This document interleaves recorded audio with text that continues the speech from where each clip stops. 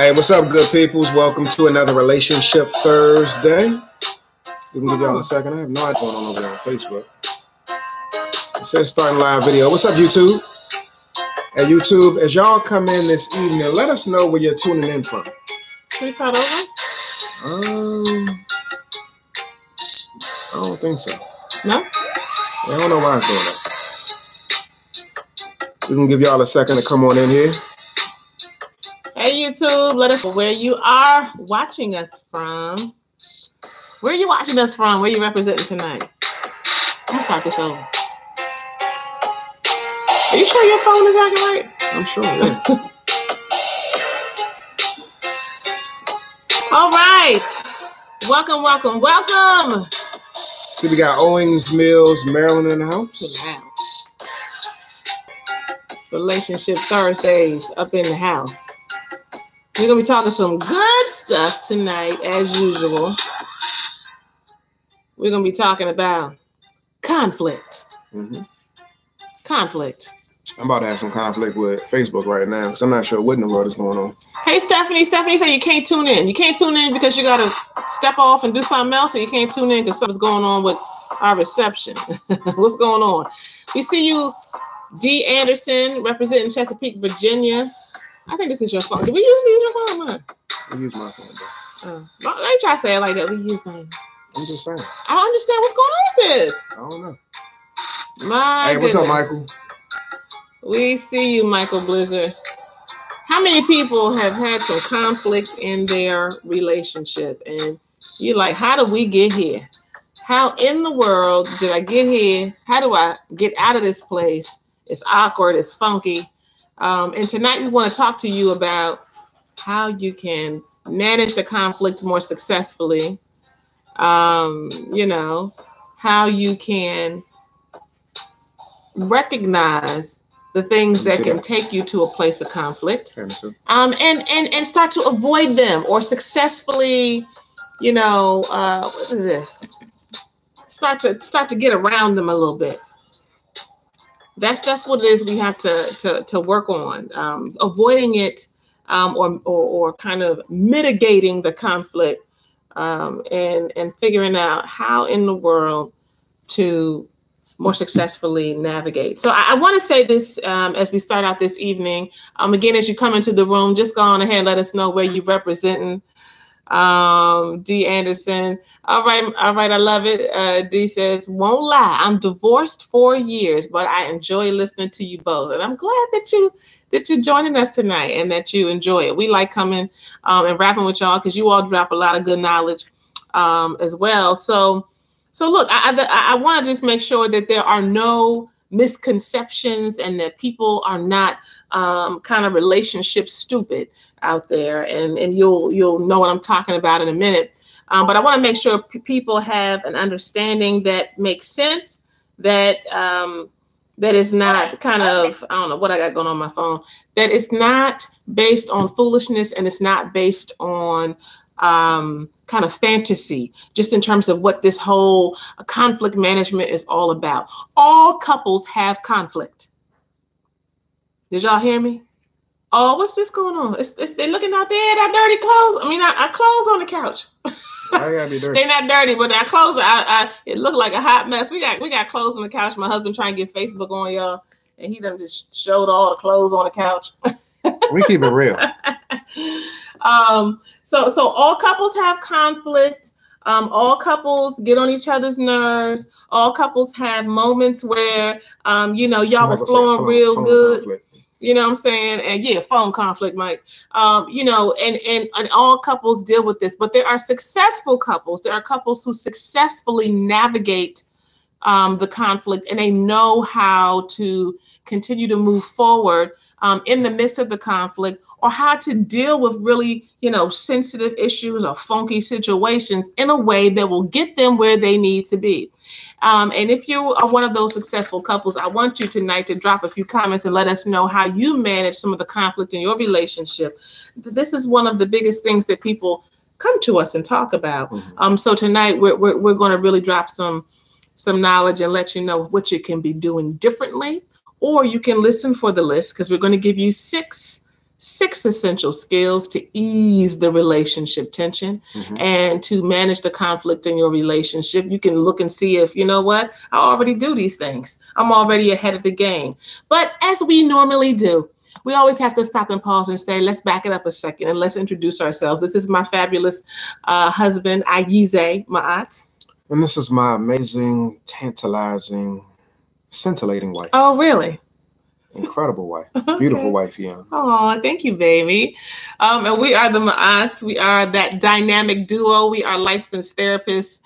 We are married. We have 5 beautiful children. And while this is the work that we are called to do and that we do take very seriously, we think that even in the midst of our training and so forth, that the thing that gives us the most credibility is that we walk this walk every day in relationship, irritating one another, loving one another. I wouldn't want to have this with anybody else. Nobody else. No. So we want you to understand and recognize that while you are flowing through your relationship, you know what? It's a lot of stuff that comes with the territory. So you need to stop looking at it like, what's that? Yeah. It comes with the territory of being in committed, connected relationship. Okay. Hey, what's up, Chris? We see you, Chris. But where'd you go live? Did you go live on the right page? Yeah, I did. You sure? I'm positive. Okay. I'm just making sure. All right, Chris. So let's get started. We're going to talk again, if you're just joining us tonight, about 6 essential skills that can help you ease relationship tension, help you manage conflict. We already out the gate just straight up let folks know, look, all couples have conflict. All couples have stuff. And if you are measuring your relationship consciously or unconsciously by how much conflict you have, then you already on the wrong road. You're already on the wrong road if you are measuring how good you think your relationship is or how solid y'all are by how much conflict you have. It's not about how much conflict you experience. It's about how you experience it, how you respond to it. And the successful couples do some things differently. They do. Would you say that's correct? Yeah, I would agree. And the other thing that I want y'all to do too is I like to get a pulse of the people before we begin sharing what some of these skills are that you can do to successfully, navigate and negotiate conflict in your relationship. I want to get a pulse of the people. Who right now is experiencing some conflict in a relationship? Y'all gonna keep it 100 with us? Yeah, please do. Let us know if you're experiencing some conflict in your relationship right now. I'm curious to know. And the reason why I'm asking that question is because a lot of times people be faking. People fake walking around in their relationship and really don't acknowledge that there's some stressful things, some stressful experiences that they're having, and they keep things bottled up, which is cool. But at the same time, too, there's liberation when you open your mouth and share. Yeah. And so if you have the courage to express yourself, to share, then what that does is it gives you an opportunity to it can be a cathartic experience, where you're essentially dumping your emotions out and you're getting them out and you're walking through the process of purging yourself of painful emotional things that you've been holding on for too long. But then also, too, it can serve as a beacon of light for somebody else because your experience can stop what? Shaking the table. I'm sorry. Because your experience can shed some light and inspire somebody else. Even if you're going through conflict, you can let the person know that it's not as bad as they think it might be. But in addition to that, not only is it not possibly as bad as they think it might be, but because you're still working through your stuff and trying to negotiate that conflict, it can give that person hope. So again, if you're experiencing some conflict in your relationship, let us know. I'm curious to know, and I want to get a pulse of the people right now. So please let us know if you're experiencing conflict in your relationship. And as you're joining us, please do share this video, share to your page, share to people that you think may benefit from it. Again, we want to just destroy that lie that couples who are well connected and just so cute and they're so well paired up together that they don't have conflict. All couples have conflict. We have been experiencing some conflict in the last few weeks, and I would say a little more pronounced than usual. Right. And did y'all hear that? We have been experiencing some conflict in the last few weeks that is a little more pronounced than usual. And yet we know that is a part of the trajectory of being in a relationship. There will be times where there will be more stuff that's like, oh, what's going on? We just keep kind of bumping heads. And there will be times where it's smoother. That's just what it is. So you have to know that that's a necessary part of being in relationship. So there's 6 essential skills that couples who are successful really utilize. And one of the things that we often talk to couples about when they come to meet with us is really how they approach issues. How they approach issues. So that's a question for you. How do you approach the issues in your relationship? So how a partner or how you raise an issue in your relationship is so telling. It tells us so much when we're talking to people. How you flow in the first 3 minutes of a conversation. The first 3 minutes. What's up, Johnny? I see you. Welcome tonight. But how you flow and how you show up in the first 3 minutes will let us know, and it can let you know how the rest of the conversation is going to go. It's crucial. It's critical. And so what we know, and the Gottmans, John Gottman has been very, very critical in relationship work, and he's talked a lot about softening your startups. And so what that basically means is you really need to pay attention to what's coming out of your mouth. And it's not just what you're saying, it's how you're saying it. It's the time that you choose to have the conversation. It's the words that you choose to use. You got to be so intentional, because if you're already bringing up something that you know your partner ain't really feeling, right? You know what I'm saying? That's right. You know, Chris, is it the right time? How is my tone? What's my temper like? I love it. Yeah, that's Chris said those are the 3 T's right there. I told you y'all be dropping some knowledge. The 3 T's, right? Is it the right time? Do you have the right tone? And what is your temper? And here's the other thing, Chris, I'm gonna take it to take that temper to another word, temperament. We all have natural temperaments. Some people's temperaments are, have you ever had somebody, it might be your spouse or your partner, could be somebody at work. They just always seem a little irritated. Do you know they always just seem, they're a little rough around the edges. You know what I mean? They're, I was in line today. I was in line and and it was a social work celebration event. And I was in the food line. They were giving out food. And this lady was handing out food, and she was like, no, you can't have chicken and fish. I mean, that's how she said it. You can't have chicken and fish. You can't have both. You got to pick one. What? So I seen the person go before me. They had both, right? I was like, oh, well, she got both, but it's all good. She was like, who had it? Who got chicken and fish? I was like, well, it's all good. You could just give me one. She was like, no, who had chicken and fish? She was trying to figure it out. I'm like, I'm about to get the person told on. But she was serious, right? I don't think that she meant to come across, because once she found out that somebody else had chicken and fish and resolved that, she said, well, I'll give you both then, since, she got it too, right? She came around, but her natural temperament was, she was a little rough around the edges. She was trying to protect the food. Right. She was the food police. She's a little more, she's very clear about boundaries, and she comes with a certain kind of energy. and so Sarah said, yeah, miserable people all around. Now, sometimes the folks are miserable, but sometimes it's just the person's temperament.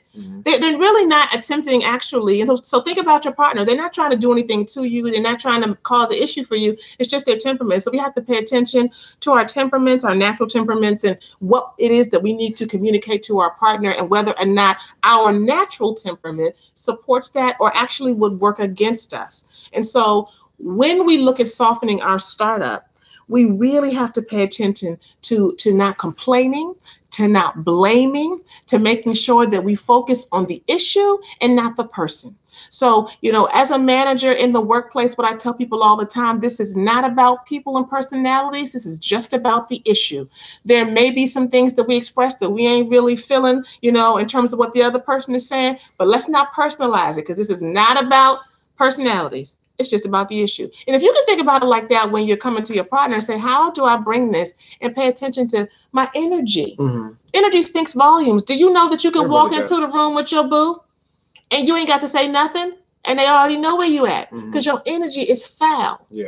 Your energy is warm, right? They already know where you are. So you have to pay attention to that. And I cannot tell you how much that destroys, managing conflict, how much that destroys the potential for resolution before you even get started. Oftentimes, if you're bringing stuff up, you really do want some things to be resolved, but you don't even know that you get in your own way because you do not know how to approach the issue. And you don't know, you get irritated because, if you come see me, I'm gonna tell you, let me hear your tone.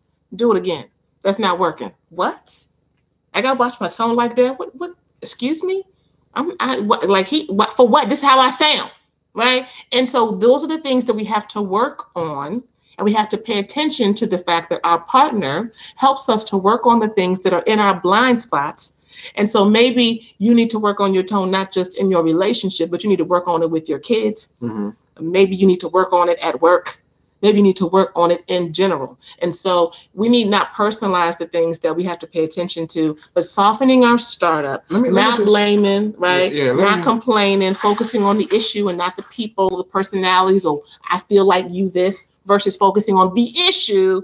This is what successful couples do. And let me tell you something. I'm saying this way. And I know that we're tempted. I know I said a lot. I know we're tempted to get them told and to say like what you really don't understand, do it in your journal. Go ahead and record it in your phone because I tell him off on a regular basis and he don't even hear it. Really? Well. You got an issue. Yeah. You know what I'm saying? Wait a minute. I didn't mean to agree right there.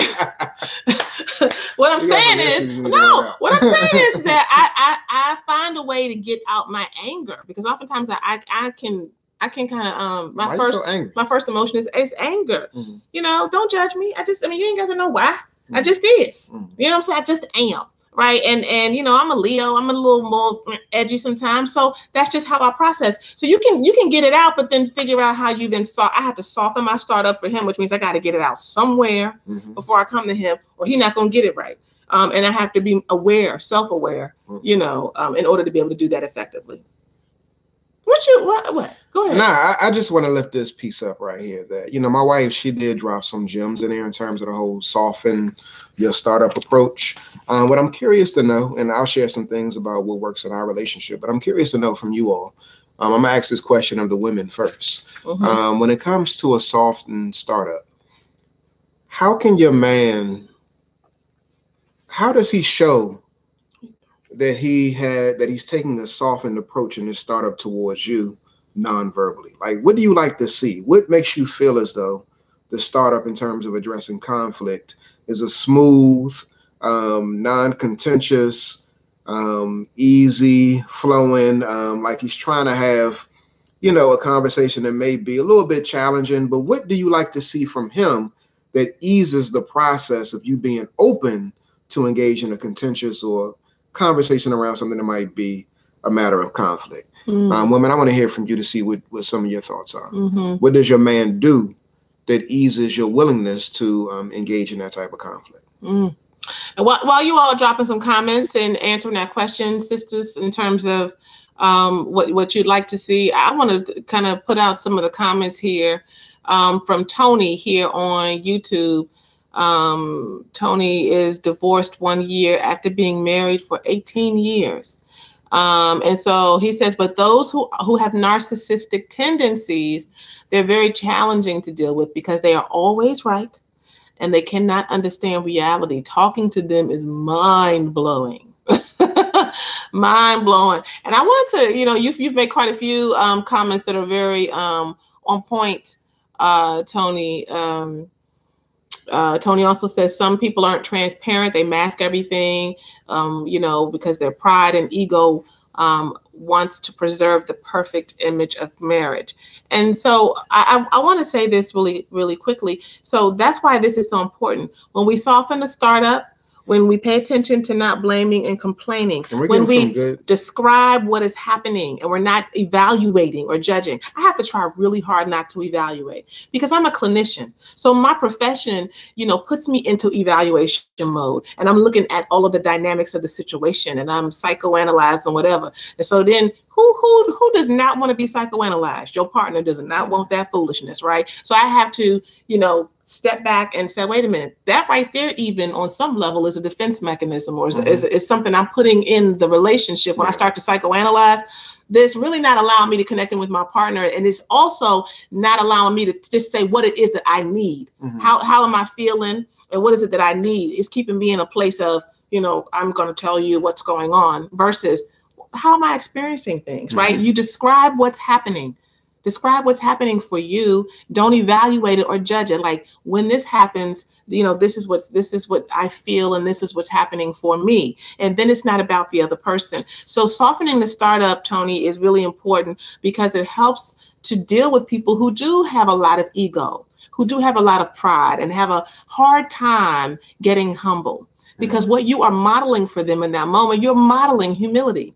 You're modeling self-regulation. You're modeling the ability to take away the personal kind of judgment and make it about the issues. And you know what? That don't mean they're going to come around off the top, but you are giving them something to think about that's not going to make them puff up and feel like they have to be on the defensive. So what do I, since I asked the ladies to share, what do I do to non-verbally make you said, it did easier? You want to see? I thought you said they said some stuff. Yeah, they did. They said some really good things. But I'm curious to know from you, what do I do non-verbally that makes it easier, or that demonstrates a softened startup when we're dealing with conflict? Well, I mean, so you're a toucher, so you will often touch me, and now I'm special, so then that irritates me when you touch me, right? But so what do you do what I do that you like? I like that. And why the hell is it irritating you? I like it, but I'm irritated. And sometimes it can be like that. Y'all know what I'm talking about. Sometimes it can be like that. Sometimes it's really not helpful because I feel like it's like trying to evade the issue. But reaching out and touching me, and you'll say, baby, like, so what's going on? And you drop your voice. So I notice you'll drop your voice. And you'll kind of go like this. So actually, I hadn't thought about that before. You drop your voice and you kind of put your head to the side, and you really kind of lean into me to figure out what's happening. I feel like it's an intentional kind of like putting yourself out there to just hear from me. And that's really it. I mean, it's kind of it's a softening. It's a literal softening of your voice. It's literally reaching out to me, and it's literally asking me what's up, what's happening.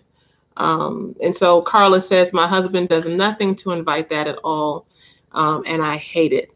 And so there will be many times that our partners don't do for us the things that make it easier for us or that help us in the middle of conflict.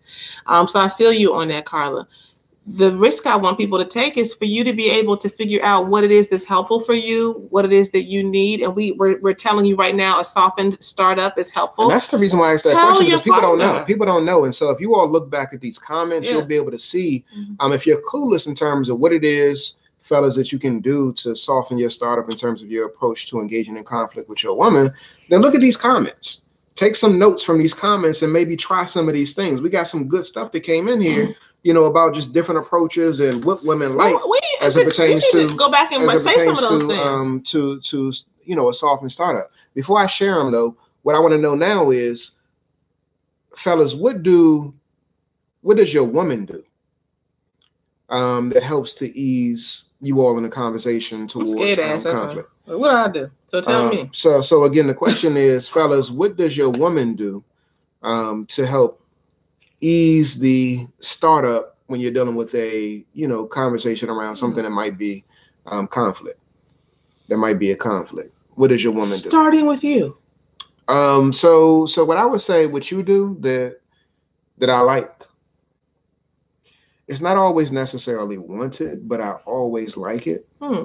Is you diffuse, you slice through, you straight up like attempt to cut the tension that exists between us when you step into my space.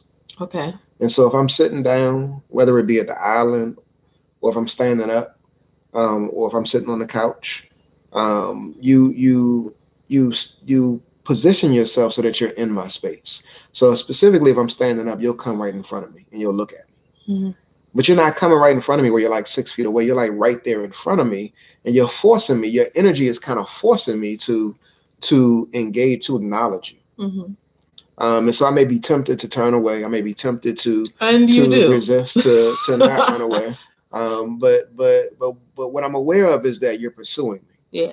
And so the thing that I appreciate a lot is the fact that you are pursuing me, and you acknowledge that the space that we're having or that we're in right now is kind of funky, and you don't like it. And so you're trying to cut it. You're trying to slice through it by stepping into my space. And so that's something that I appreciate, something that you do. And I think that's something that works well, in our relationship. So y'all, did you see the commonality there? So the commonality, that's a word, right? Mm-hmm. Did you see the commonality there? So I said that I like when my husband reaches out to me, he kind of drops his voice and he kind of drops his head to the side. I'm like, what's going on? Where you at? You good? That type of thing. And then you said that you like when, even though you may not like it in the moment, and I said the same thing actually, when I actually come into your space. So everybody wants to be pursued. Everyone wants to be pursued. You write that down. If you don't write anything else down tonight, everyone wants to be pursued. You like it, your partner likes it. But here's the thing.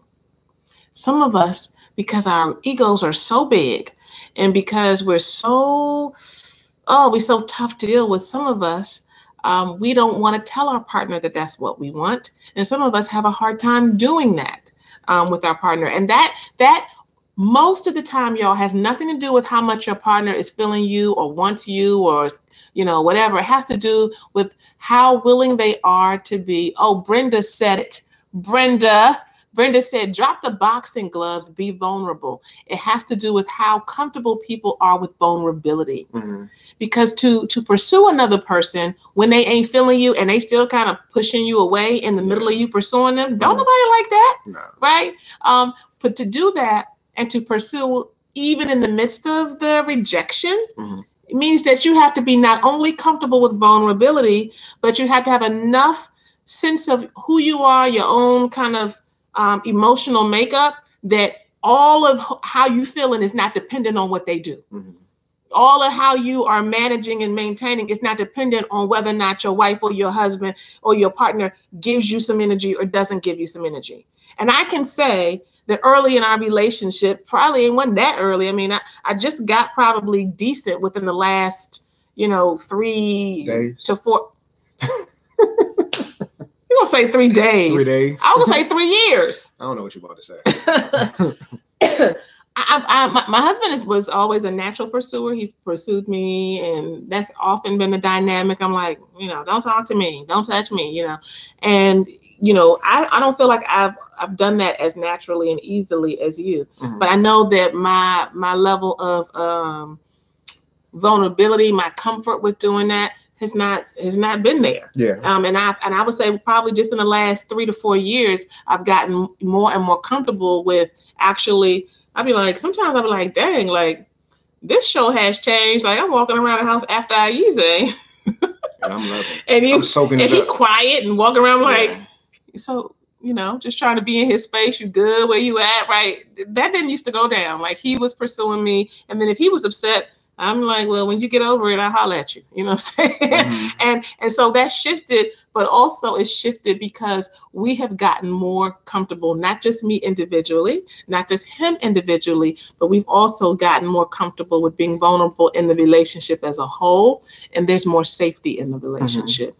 Everybody needs to know that none of what we talk about tonight can happen in an unsafe place. If your relationship is not safe, you're not going to feel motivated to share. You're not going to be feeling like saying like, yeah, I messed up right here, because you don't know somebody going to hold that against you, right? You don't know what's going to be given back. And as evolved as we all like to be, we all just want to be approved of. We all just want to be okay. You know what I'm saying? And we don't want nobody throwing stuff up in our face. So I would say that you also have to remember that while we're all individually evolving, our relationships are evolving.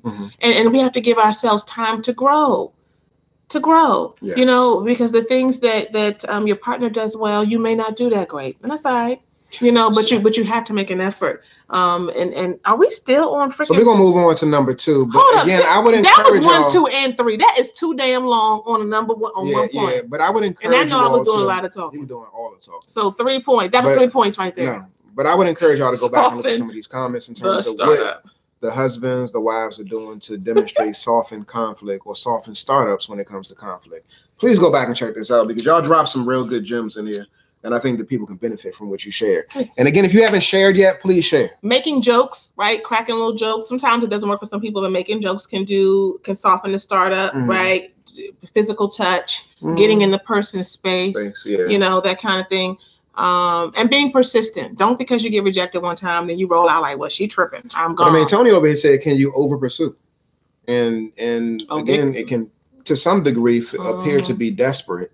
I mean, like you have a low sense of self if you're constantly pursuing and attempting to pander to your partners. We don't want pandering. Yeah. So it's a fine balance there. But again, you got to feel comfortable within yourself and stand in your own sturdiness and know that, you know, the attempts that you're making to connect in, you're doing it from a place of not being codependent, but because you want what's best for you, what's best for the relationship, what's best for your spouse. Yeah. So this one kind of goes along with it. You need to make sure, and again, we're focusing. This is number 4. No, it's not. Yes, it is. That point was 1, 2, and 3. So number 4. 1, 2, and 3. Except, no, I'm sorry. That's what I'm about to say. Soften the startup. That's 1, 2, and 3. So here's the next one, y'all. This kind of goes along with softening the startup, and that is making effective repairs during conflict. If you're just joining us, please share this video. We're talking tonight about 6 essential skills. I'm just playing. That was number 1. We're gonna move quickly. 6 essential skills that help to relieve.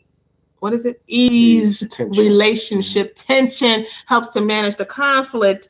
And the first one was the soften startup. Soften the startup. Look at how you're approaching the situations and the issues in the relationship. The second one is make effective repairs during the conflict. So many of y'all are conditioned to have an issue, to be at odds with one another, and y'all ain't coming up out of that thing until you get what you want, or till your partner gets what they want, or till y'all forget what the hell it was about in the first place, right? And it's been like 2 weeks, so now y'all just somehow eventually get back to being on the same page. And what you have to understand is that you don't have to hold your position.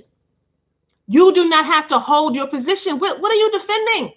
You can be upset. That's normal, right? And you can have a particular perspective, but then you need to figure out how to make effective repairs during the conflict. What is an effective repair?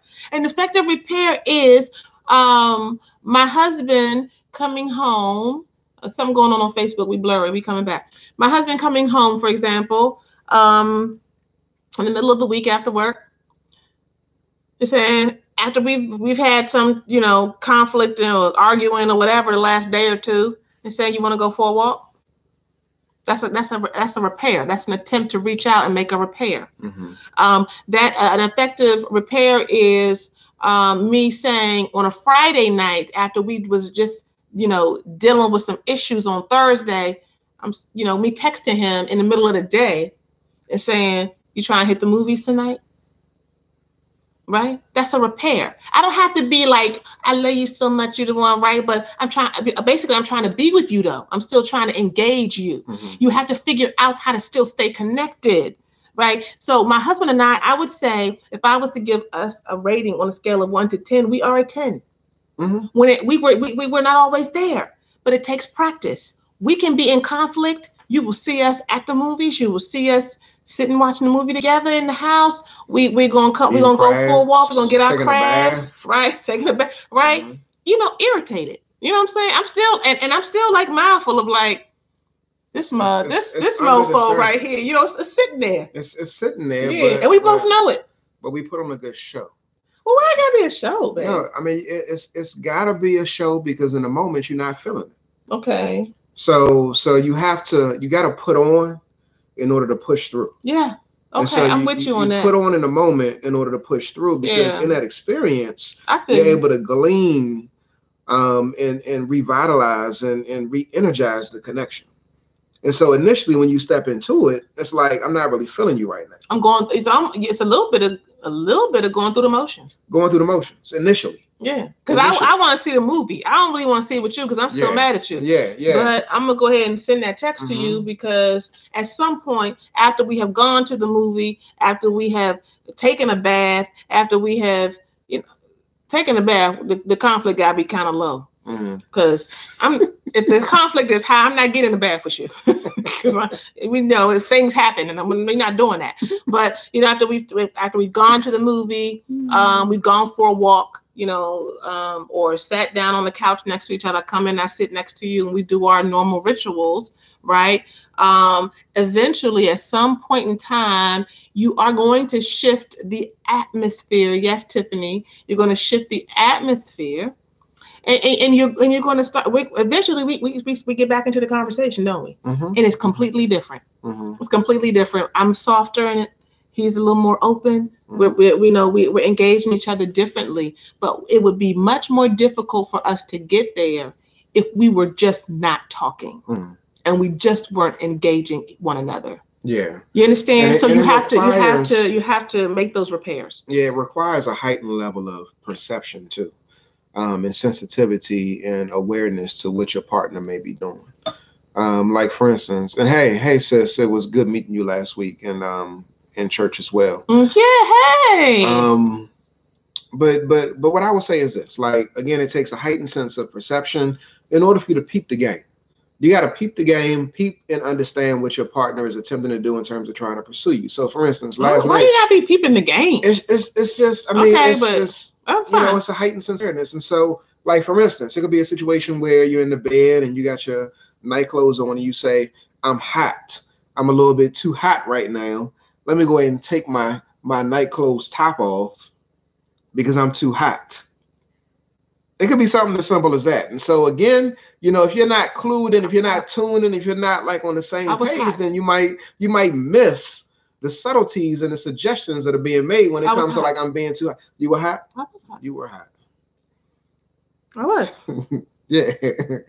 And so again, perception is key, y'all. You got to make sure that you're being tuned in. You have a heightened sense of awareness, and you're really open to receiving what some of those subtleties are when it comes to the messages that your partner might be sending. So that's really critical when it comes to making effective repairs during conflict. You have to initiate, and you got to be open to when your partner is making them. Tori Andrews says, "Why does..." Shut up, Lamar. Shut up, Lamar. Tell me that's a signal. I was hot. Okay, anyway. Yes, you were. Tori says, "Why does sex have to be the only one or the only thing withheld?" Tori, I don't know if I'm gonna be able to read your comment because already I'm not understanding what you're saying, but we're gonna try, my brother, because you always come on. So let me try to carry this through. Why does sex have to be the only one or the only thing withheld when there is withheld? Oh, withheld. Okay, probably auto type. Withheld when there is high conflict. If you can press through and go for a walk, or press through and go to the movies, or whatever, right? Then why can't you press through and have sex? Basically, why can't you press through and have sex? Yeah. Well, I agree. I'm a high five you on that. Well, what? I'm a high five you on that. Why can't you press through? Well, I would agree. I would agree. I have pressed through. You have. Have I not? You have. I have pressed through, but it is a press. It's a serious press. It's like when y'all doing push-ups and shit. You know what I'm saying? I'm pressing. Hold up. You said doing what? You know, is it push-ups? You said push-up? You said push-ups? Shut up. What is it? What are y'all doing? What are you doing when you're doing this? I don't know what you're lifting the thing. Lifting what thing, bro? The bar with the weights on it. What is that? I mean, it could be an overhead press. It could be an overhead press. Okay, that's a press. You said push up then. All right, you ain't gotta call me out in front of everybody. But it is a press. Antonio, welcome to the show tonight, and thank you for your comment. So it is difficult. Do you really want her to press through though? Do you really want her to press through? Yeah. You be wanting me to, so no. Yes, you do. Yes, you do. When you understand, fellas. Yes, you did. Fellas, like so I think that women have the misconception that all we think about is sex and that connection isn't important. And so if you find yourself in a situation where you and your spouse are beefing, you and your lady are beefing, and you're trying to pursue, and she's like, no, you're trying to pursue, she's like, no, and then she eventually gives in, does it or does it not matter how she gives in, how she gives it to you? If she's giving it to you and she don't want to give it to you, does that matter to you? Now, I might be jumping the gun and say, yes, Y'all might be feeling differently, but I think that it matters whether or not you want to or whether or not you don't want to, because you show up differently. So does it matter, fellas, if she does or doesn't want to give it to you based off of her output? Based off her output? Yeah, based off of her energy, based off of the way she shows up. Does it matter? I'm gonna wait for some of the fellas to respond to that question. Well, it matters to me, and so again, it matters, but you'll still hit it. Okay. So yeah, but it's yeah, not you the same. will. But so but it's I not hear the you. Same, though. It may not be the same. I'm getting hot. It may not be the same. It may not be the same, but you'll still go ahead with that. So let's get back to the point. If you're just joining us tonight, we're talking about 6 essential skills that successful couples use to ease relationship tension and to manage conflict. We already put out at the top of the hour that all couples have conflict, and if you're measuring your relationship by how much conflict you have, then you already on the wrong track. Like, couples have conflict. It just happens. It's what this is. I'm a person. I'm an individual. He's a person. He's an individual. And it is what it is. So what we're talking about tonight are the things that successful couples do to get through the conflict. We talked about softening the startup. Figure out what you need to do differently in your approach when you are approaching difficult issues. And if I want to go for a walk outside the neighborhood, I'll text him in the middle of the day and be like, you want to hit that movie tonight, right? But we've been beefing.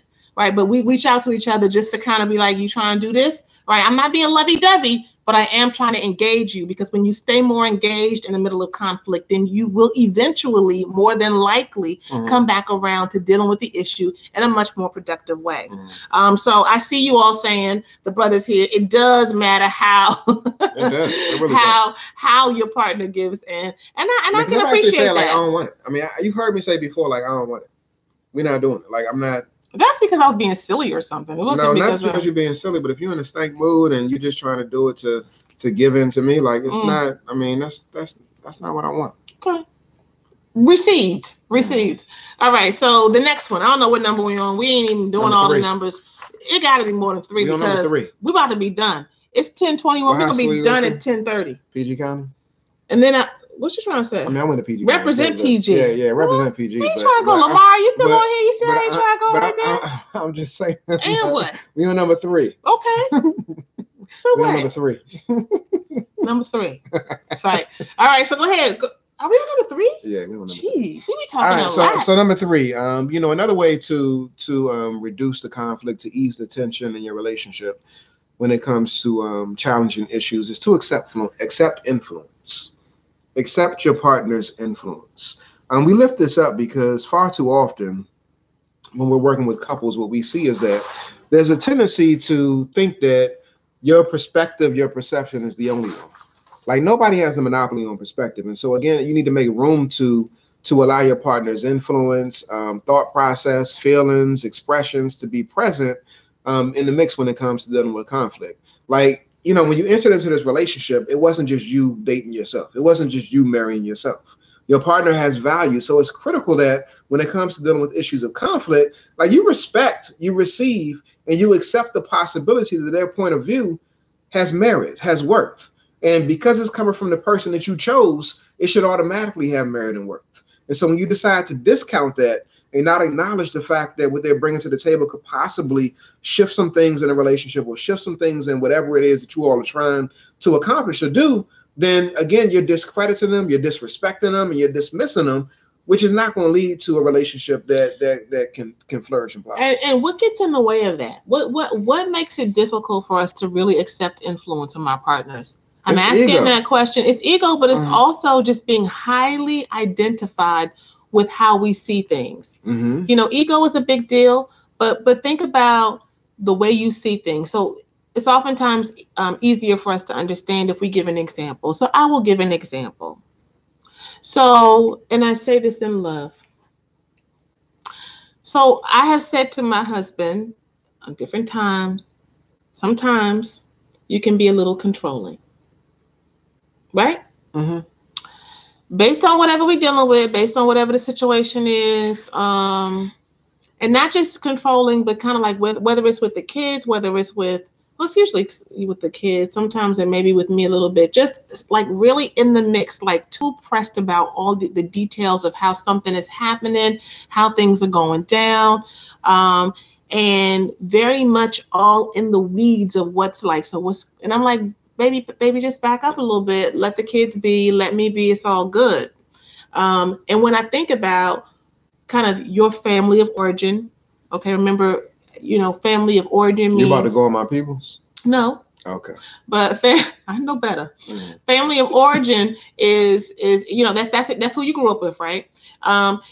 So when I think about how you all have operated in terms of being very involved with one another, his parents and his family, very much kind of in the weeds of what's happening with him, what's happening with their children, he also with them, and they're very much kind of well connected, and in some ways a little too connected. Right. When I think about that, then I see that happen in our household with him and the kids, with him and me, just kind of, and I'm like, babe, like I can figure this out. You know what I'm saying? Like back it up. Right. Like, and it comes across, even though he is concerned, he is being protector. He wants to make sure everything is good on the home front. It comes across as controlling. So think about a given situation where we might have some conflict.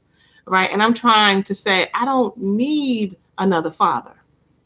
I don't need you to try to check for me because I got this, right? And so imagine that for him, it's very difficult for him to see outside, like, okay, well, all I'm trying to do is make sure that you're good and that everything is together, right? Mm-hmm. And he's highly identified with that because of his upbringing. And I'm on the contrary, on the other side, my family and my parents are kind of like, it's just like independence. It's like, you got fiercely this. Independent. Fiercely independent. Mm-hmm. This is true, right? Yeah. Fiercely independent. My mother is fiercely independent. My father is fiercely independent. Get out there, do what you got to do, right? I'm looking where you at.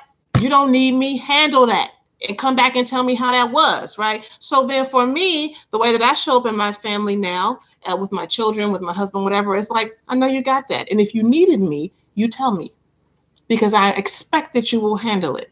And so there's no necessarily right way to be, but certainly there can be too much of my way and there can be too much of his way. And we have to pay attention to the fact that when we get in these situations where we are in conflict, we get so identified. We just don't know. We don't know anything different. Mm. And so it becomes very difficult for us to see outside of our own lens. And y'all got to understand that it's not just the situation. Everything that you have experienced in your childhood, everything that you've experienced in terms of your early learning, and even as a young adult and an older adult, is informing how you flow. The only way for you to get off of that and do something different is just to be uncomfortable and to go against yourself. You cannot wait to get the insight. You cannot wait for the agreement to come, for you to understand where your partner's coming from. You just have to go against yourself. You have to say, you know what? I'll give this one up. This shit don't make sense, but I'm going to go ahead and I'm going to give it to her. I'm going to give it to him. That's what you have to do, because if you're looking for understanding all the time, you will not get it. You just have to attach to the overarching understanding that you should have as a partner in a relationship, that my partner comes to grow me, to stretch me, to help me, to develop the things within me that are not as developed. And if all I know is that, then I will look for opportunities to just fall back, even when I don't feel it. And that's what you have to do. And so I've done that. I've fallen back when I ain't feeling it at all, because I'm highly opinionated. And he's done the same thing, because we know that that's just like the design of a relationship. That's the design of marriage. That's the design of a committed relationship. So if all I know is that, then that is what helps me to accept influence. And so I hope that that's helpful for you tonight. Stop waiting to get, the feeling, or for it to make sense. That shit ain't gonna make sense. You know what I'm saying? You've lived a different life, and you come with your unique perspective, as you should. But the only way for you to start to grow and stretch and to accept influence is to force yourself to do it. That's the only way. Yes, indeed. I ain't the only way, but that's the primary way. I'm just saying. Yeah. If you haven't already shared, please do so. We have 3 more to go. Please go ahead and share if you haven't already done so. The next one, y'all, is to de-escalate. It's important when it comes to you being in a relationship that you recognize and you acknowledge and you accept the fact that it's going to be some places of tension where y'all go there. And when I say y'all going to go there, what I'm talking about is to a heightened state of pissed officity, whatever you want to call it. Yeah, just say pissed officity. Pissed off. Just a heightened state of beef, a heightened state of agitation, a heightened state of irritation, a heightened state of anger and frustration. Y'all are going to go there. If you're in a relationship and you have not gone there, then you're not truly being vulnerable. You're not truly being transparent. It's, I would say not a fully open relationship. I mean, and are you still on the same point we was just? No, I'm on a different point. Did you say it already? Yeah, the point is to de-escalate. Okay. You need to pay attention. All right. I didn't know. That's point number 4. Point number 4. Point number 4, y'all. Did you say the point? I'm confused. Yeah. And so when you acknowledge festivity, yeah. Festivity, yeah. Festivity, 29. When you acknowledge the fact that I was lost for a second. You're gonna get there, you're gonna go there, you're gonna be there at certain points in your relationship, then you realize that it's a normal part of being in a relationship, a healthy relationship, a whole relationship, a relationship that is willing to go to places and fully function on all levels. And so when you acknowledge that, you know that you can't stay there, y'all. You can't stay at 10. You just can't. The relationship will explode. It'll implode. It'll just dissolve and disappear if you stay on a level 10. And so you need to make it a point to de-escalate the conflict in your relationship. And so what are some ways in which you can intentionally de-escalate the conflict in your relationship? One of the things that you can do is to accept responsibility for your role in the conflict. Mm-hmm. A lot of people have challenges with that. They want to always blame, point the finger, say you, and don't really accept responsibility for the role that they play. And so again, one way you can do that is to accept responsibility by making some I statements. Make some I statements and acknowledge the fact know about them I statements. The way you show up, the way you've engaged, the things that you've done have been off. It's been awry. It's been incorrect. You've been foul. And so when you take ownership of your stuff, then again, what that helps your partners to do is to recognize that, again, if my partner, if my boo, if my bae is willing to say that she's coming up short, then, I can acknowledge at the same time, too, that I got some things that I need to work on. So one way of de-escalating is to own your shit. But here's the thing. Own your shit. Here's the thing. We can be polite. Mm-hmm. We can be appreciative in the midst of difficulty. And I will say this right here. I will say this, especially as a woman. Sometimes we're so focused on, I don't have to do this and I don't have to do that. And, trying to buck some of the boxes that religion and societal expectations and culture kind of puts us in as, what we're supposed to be and do as wives and, as women. And we're like, look, why do I got to do all of that? Let me tell you something. I'm going to keep it 100 with you, and you deserve that. You deserve my honesty, right? And we kind of resist some of that. And sometimes, I'm with that. So let me be clear, I'm with that. I do think that everybody deserves honesty and transparency. But let me tell you something. Sometimes we're so hell-bent on resisting some of those labels and some of those things that keep us bound as women that we negate and leave some of the most essential critical things to, what's going to help us in our relationship. And that can be something as simple as being polite, being appreciative, making things warm and nice and paying attention to how we engage with our boo.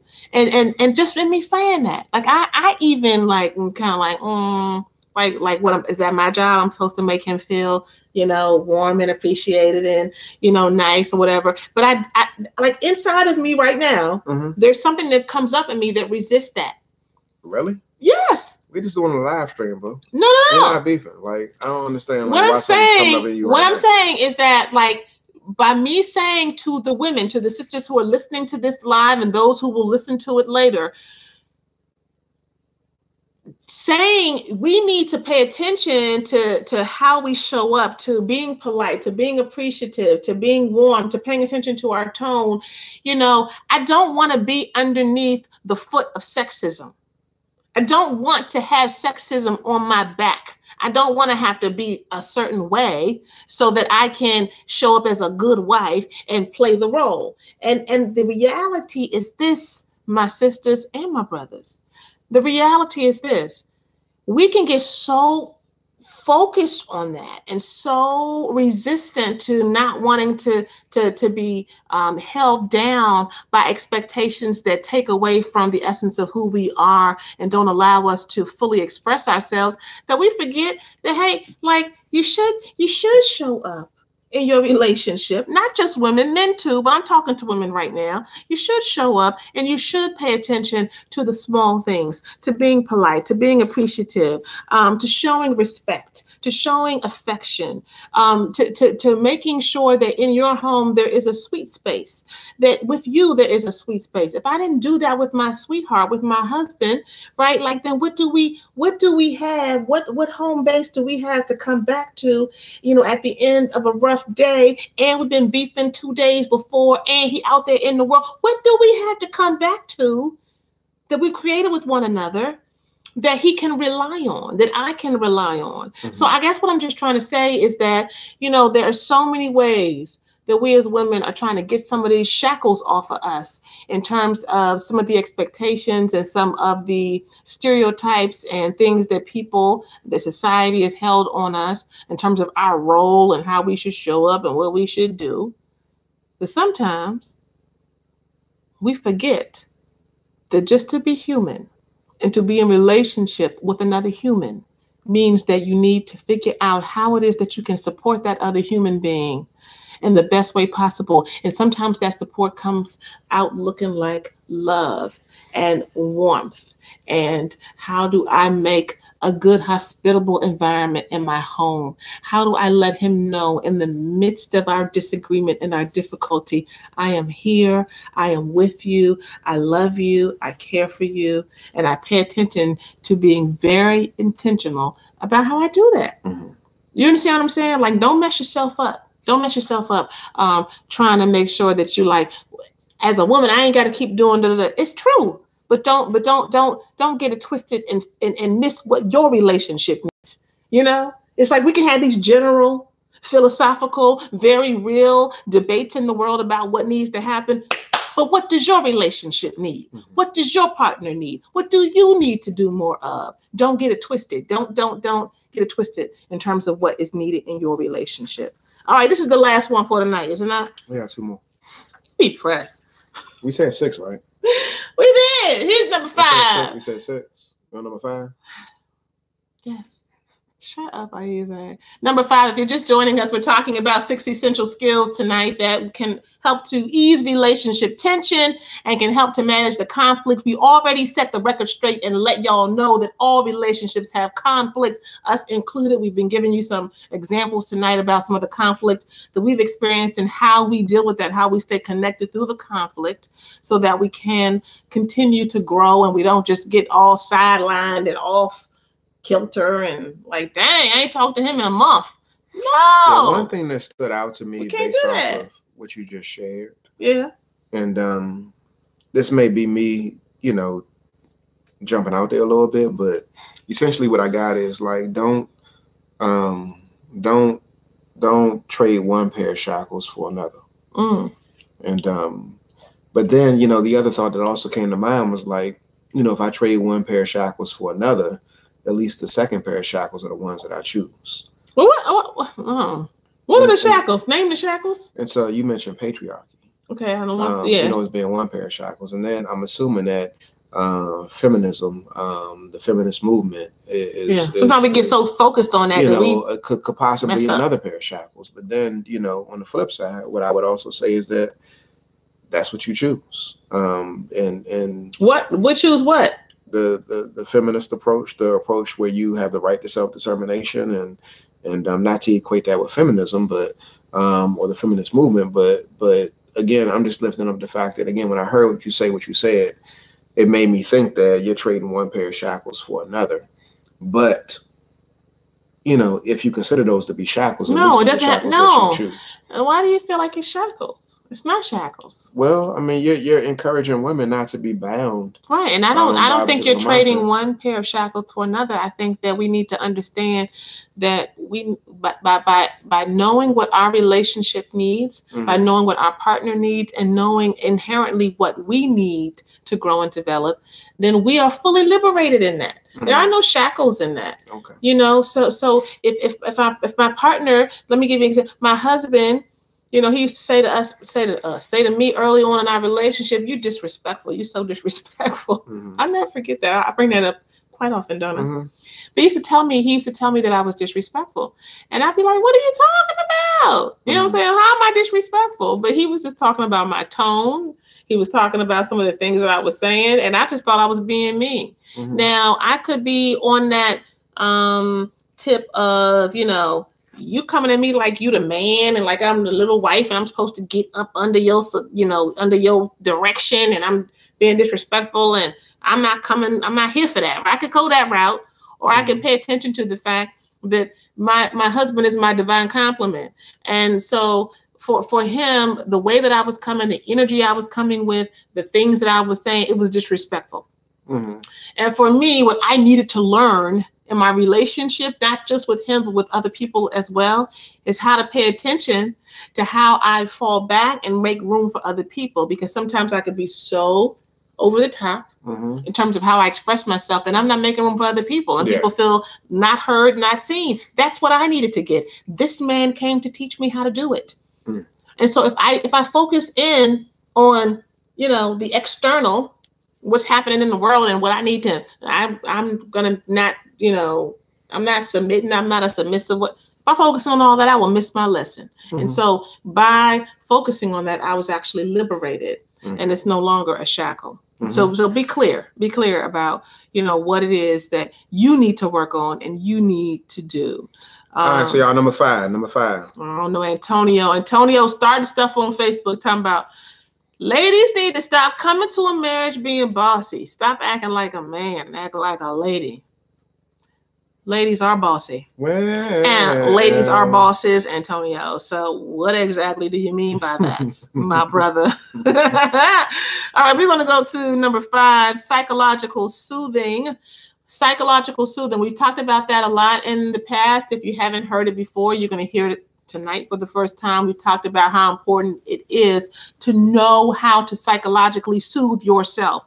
You are going to be in conflict, in difficult, physically soothe yourself. Okay, baby. In difficult situations, right, with your partner where you all don't agree, where you're having a hard time, and you're going to be like, he's not going to give me, like, I've been in situations and conversations with him where he's not giving me what I need. I feel like I'm breaking stuff down. I'm trying to help him to understand where I'm coming from. He's not getting it.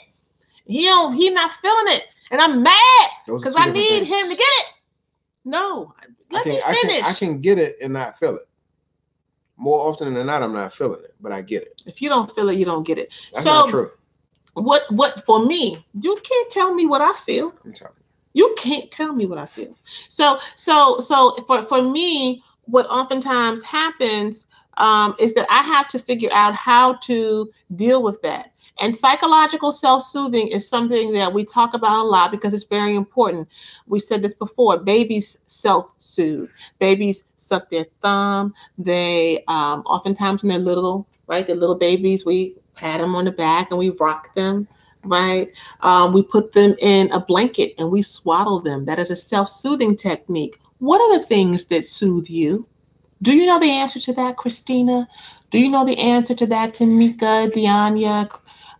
Tell me, what are the answers to that, Fine 29, Antonio? What's the answer to that, Brittany, Augustus, Chelsea? What do you do, Bridget, to self-soothe yourself? How do you soothe yourself? Because if you're always looking for your partner to make it better, if you're always looking for them to understand, to get it, to give you a high five, to tell you you were right, and now they understand, in order for you to feel better. Oh man, what a rough life, Tori. That's a rough life, Jeremy. You understand? Okay. I'm serious, Fine 29. That ain't the wine, honey. I'm telling you some serious stuff right here. No, she's saying she used wine. Wine is away. She wine. Oh, wine. We got the wine right here. Wine is away. I ain't got no more. So, okay, I got you. So we have to understand that we cannot look to our partner to make us feel better and to understand where we're coming from all the time. Being in a relationship is a process, and getting to understanding, common understanding, is a process. Tamika said music. Music, Tamika. I love that. So soothe yourself. You know what? Once you've had the conversation, Tamika, go and get some music. Fine 29, get some wine. Take a bath. Within reason. Go for a run. Exercise. Do whatever you have to do. Yes. Yoga. Yes. Massage. Watch TV. Watch a movie. Right? Like, I'm going to go out the house and just get away.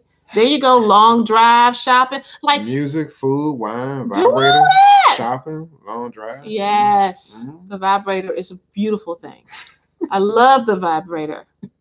I really love my vibrator. The vibrator. So all I'm saying to you is that when you have less expectation for your partner to totally, come and get what you're saying, where you're coming from, and you understand that it's a process, then you start to rely on yourself more. And some of us are not very regulated emotionally. We're very sensitive. We may be very Stephanie said pray to the Lord. Unsure and uncertain about kind of how to move and flow when we don't have agreement. And guess what? Your partner comes to teach you. Guess what? That you don't need everybody's agreement to be grounded. You don't need everyone's agreement to be grounded, because I bet you if your partner not being in agreement with you, or you all being disconnected or having beef around something causes you issue, then I bet you that when other people don't agree with you, they don't get where you're coming from, there is disagreement and discord, it also unsettles you as well. But you need to be able to ground yourself. You need to be able to have a sense of calm and a sense of how to center yourself outside of whatever's going on in your relationship, because that's what relationships will do. They'll go up and down. Your boo will agitate you and irritate you and then make you feel good all at the same time. And so you need to know how to self-soothe. If tonight you don't have an answer to the question, how do I self-soothe? That's your assignment between now and next week. What is it that you do? What is it that you're going to start doing? And don't just like throw this one off, y'all. Seriously, because we put too much responsibility on our partner. That's when you start bringing the conversation up over and over and over again. You know what I'm saying? They done already showed you that they're not there for it right now. They're not ready for it. And you keep talking about it. You keep bringing it back. You writing letters, leaving voice messages, sending text messages, bringing it up at the wrong times. And all you need to do is to let it breathe for a minute. Don't say nothing. Let them process it. Let them sit with it. And what do you want to do? You keep coming. Not because you want resolution, but because you are dysregulated, because you are emotionally out of whack. And you need to be able to self-soothe. Soothe yourself in the middle of the discord and the dysfunction that's happening, so that you can then come back at the right time. I like what Brittany said. She says she basically deals with the whole self. She says self-affirmations. Yes. Oh, that's good. Pray, behold by myself, and seek my own inner happiness by walks, wine, movies alone, and masturbate. Oh, yes. Say it again. That's good. Girl, that is good. Where's that comment? It's right there, man. Where? Yes, self-affirmations. My sisters, write this down. Get some self-affirmations. Get some Post-it notes and affirm yourself. Pray. Take time to pray, to speak to God. Be whole by yourself. Yes, Brittany. Seek your own inner happiness. Take walks by yourself. Drink some wine by yourself. Have movies alone and masturbate. My.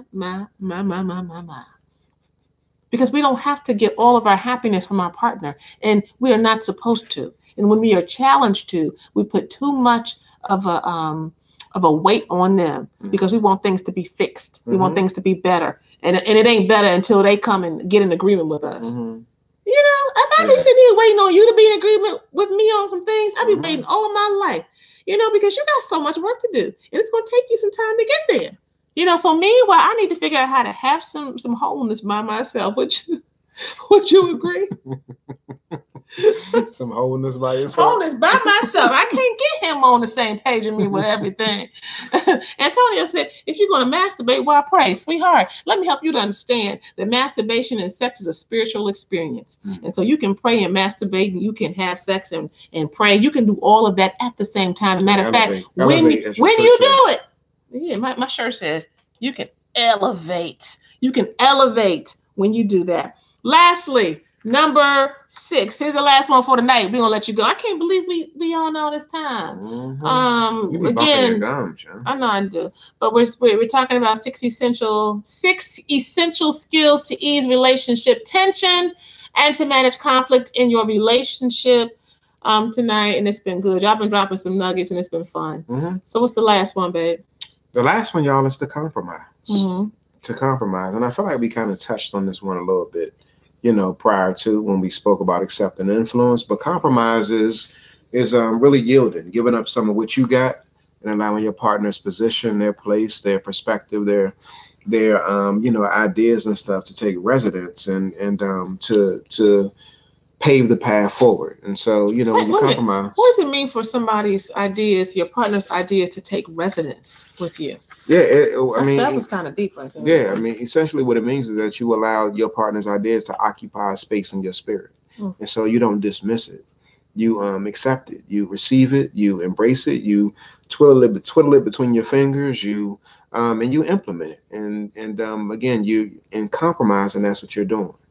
You're basically embracing and accepting what it is that they're giving, even if you don't agree. So some people get it twisted and think that you got to agree when it comes to the process of compromise, and it don't got to be that way.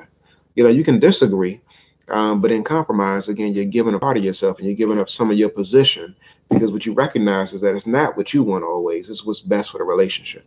That's what you're prioritizing in the relationship. Yes, not you, but the relationship. Mm-hmm. That's good. That's very good. So we talked tonight to you about these 6 essential skills. We talked about, hey, Soyini, we talked about softening the startup, paying attention to how you approach the issues in your relationship.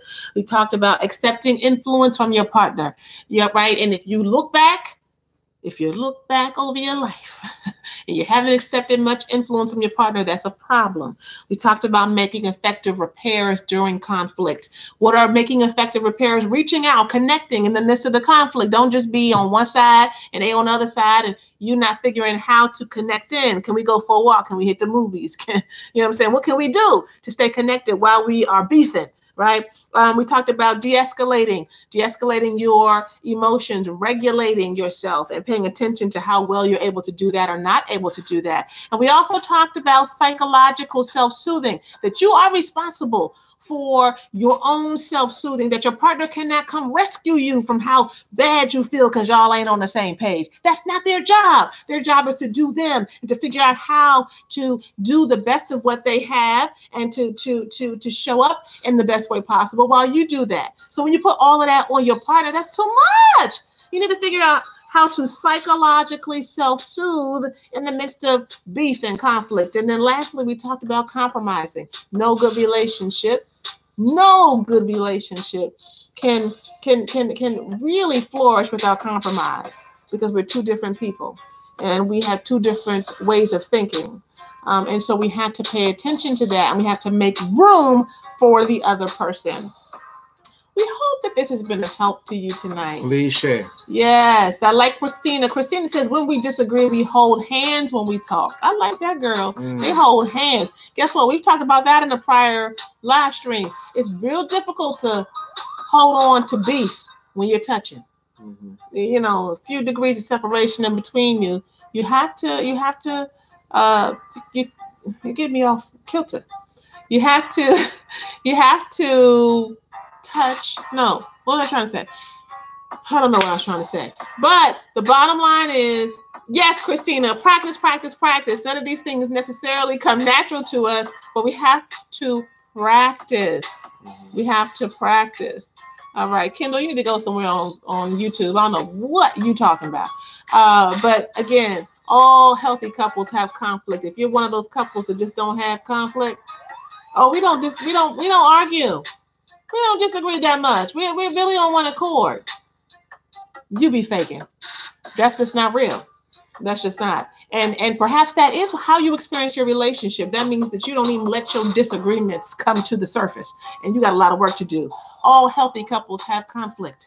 And the successful couples manage it and negotiate it effectively by some of the things that we talked about tonight. They don't try to avoid it, to evade it, to figure out how to get away from it. They handle it dead on and recognize and realize that this is a part of being in a relationship. So take one thing, just one thing that we talked about tonight, and be intentional about it, y'all. We'll see you next week. Same time, same place. Relationship Thursdays with the Ma'ats.